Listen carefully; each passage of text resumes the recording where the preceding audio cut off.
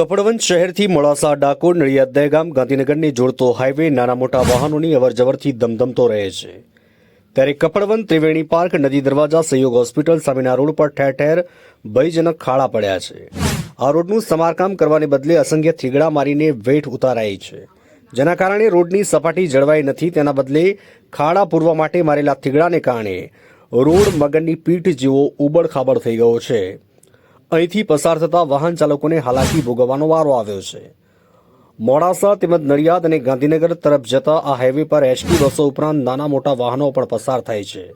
સાથે સાથે માર્ગ અને મકાન વિભાગ દ્વારા રોડનું સમારકામ કરવામાં વેટ ઉતારી હોય તેવા દ્રશ્યો જોવા મળ્યા છે। તેના કારણે વાહન ચાલકોનો જીવ તાળવે ચોંટી રહ્યો છે। વર્ષે દહાડે વાહન ચાલકો ટેક્સ પેટે લાખોની આવક સરકારને આપે છે, ત્યારે ખેડાના મોડાસા તેમજ નડિયાદ હાઈવેનું તાત્કાલિક સમારકામ કરાય તેવી લોકમાંગ પ્રબળ બની છે। અલ્તાફ શેખ, કપડવંજ।